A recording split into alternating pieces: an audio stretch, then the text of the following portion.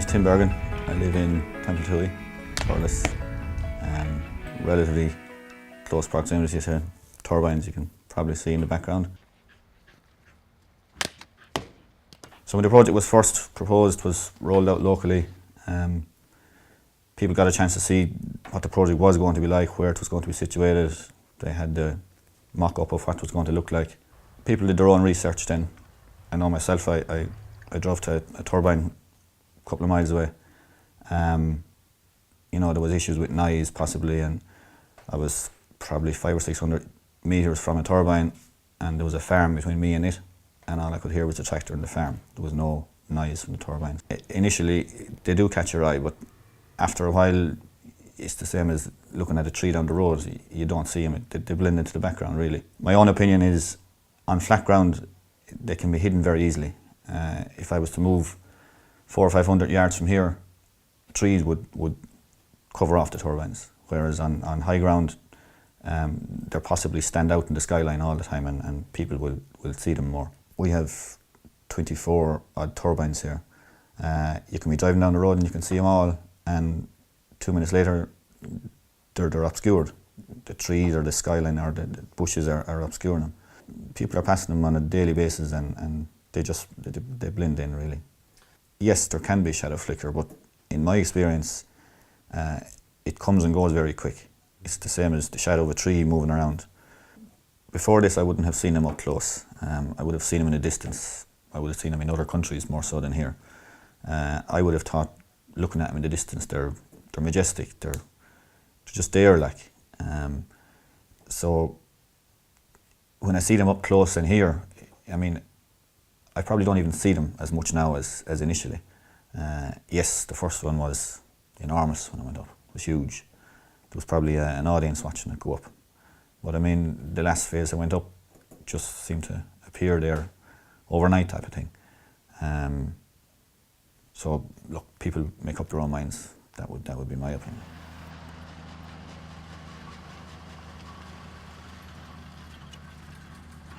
My initial reaction when we first heard about the phase one of the wind farm was a bit, certainly of concern, like, because it was mainly the unknown, and because we certainly hadn't been very close to a wind farm before, we didn't know what's entailed and that, so certainly there was a lot of questions that needed to be answered. We were worried about the proximity of them to the farmyard and to our dwellings, and if there'd be flicker or noise or any other inconvenience. You could search the internet and the various publications, you'll find chapters of objections to it, and it's only when you actually experience it yourself. When they were up, we realised there was little to be feared of. Yeah, we were offered the possibility of a turbine being built on our home farm. It's adjacent to the mines, but we declined because we thought it would impede on our neighbours too much, and we thought it was too close to houses around it. But that was phase one. But since phase two went up, it was obvious it wouldn't have any huge effect. Yeah, when we saw the first one go up, we were in awe, the size of it and the complexity of the construction. But to be honest with you, after a number of weeks, it was just looking at a large tree, or just another building. There's 5 turbines here on this farm here, and there's a whole new road infrastructure in place on this farm for access to go to each turbine, and we have full use of that road, and it makes our farming life very much easy, moving livestock and going up and down with slurry and fertiliser and grain, the whole lot, like. So yeah, definitely the road infrastructure is a big bonus. Animals, like the people, they get used to it, they don't even notice it. You'd see them sitting at the base of it, lying off, chewing their cud, happy out. They have no comprehension of turbine or wind power anyway, so no, it doesn't affect them in the slightest.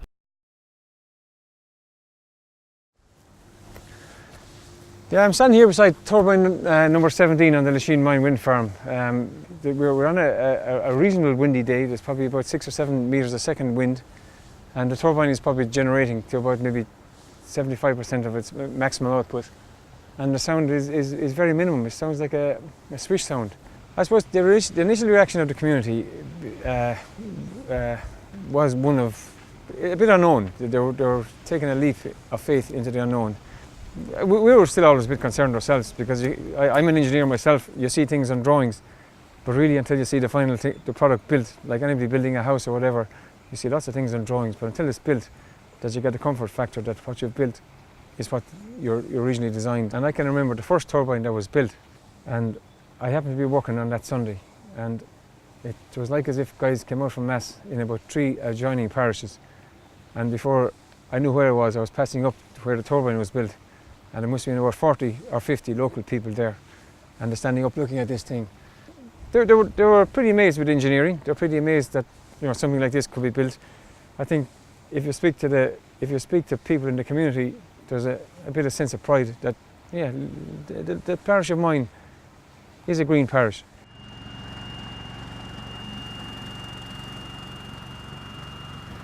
Well, the first reaction when the wind farm was proposed was we didn't know what to expect. Well, the nearest one to us is about 900 metres, 900 to 1,000 metres, and it's up. It went up about in February, but it's only started spinning or working in the past maybe 6 to 8 weeks. There is noise near him when you go up near him, but you will only be standing under him, and it's just a swoosh. And that's all you hear. We hear no noise here whatsoever, and we're only about 1,000 metres away from the nearest one.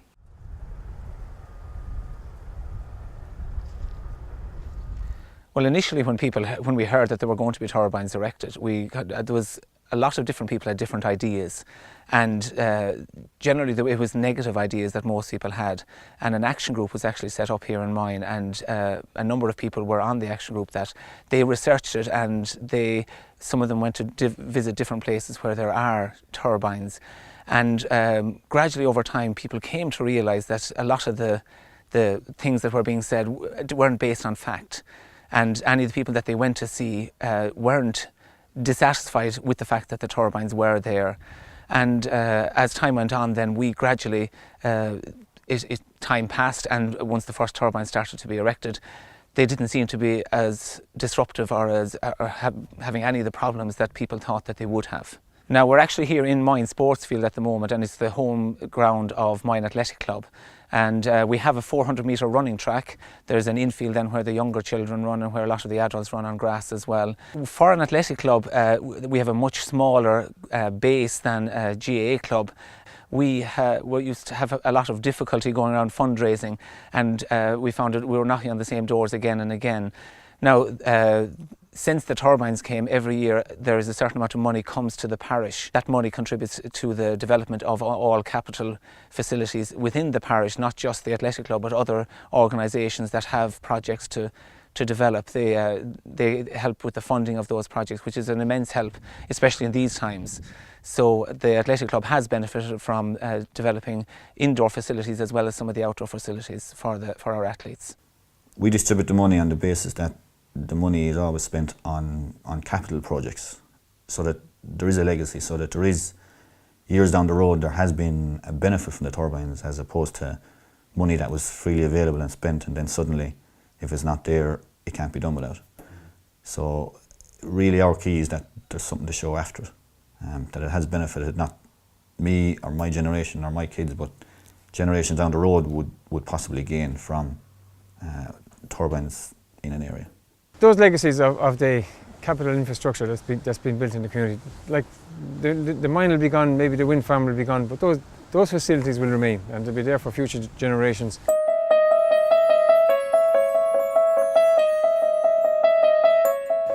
I'm personally involved in the energy business in the country because we spend the bones of over €1 million a year in electricity to keep our mine operational. So I'm very, very well aware of the impact of electricity costs. Now, wind turbines, in my opinion, they form part of the solution. They're not a full solution. And if I can quote a number of the people that we spoke to on our open day, was that they'd much sooner see a turbine spinning in the air than some kind of a facility pluming out smoke into the atmosphere. And I think based on that, and based on the impact, or based on the feedback we get from the community, like these turbines live in harmony with the people in a very, very rural agricultural community. Well, the initial few meetings, and we learned a small little bit of information. There was a little bit of apprehension. People were scared. We didn't really know what to expect. Now that they're here and up and running, no problem with them. After maybe about a week or 10 days, we didn't even bother us. We like a tree growing in your lawn. After a while, you drive in a passage, you won't even notice it. They've fitted in extremely well. They're just like gentle giants, just standing there in the countryside. Like the name Moyne means flat area of land, so it isn't your typical area where where turbines would be erected. So they just stand there, and it's a very gentle sound from them. Really, they're very inobtrusive, really.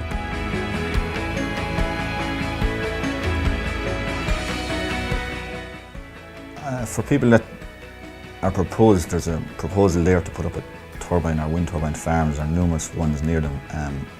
I suppose first of all I would say be open-minded about it. Go do your research. Go meet people who have them in their backyard. Go meet both sides of the argument. There will be both sides of an argument, so be open-minded. Go get your information and make up your own mind then, but don't knock them for the sake of knocking them. Don't knock them for fear of them falling down. Knock them for good reasons rather than just for the sake of doing it.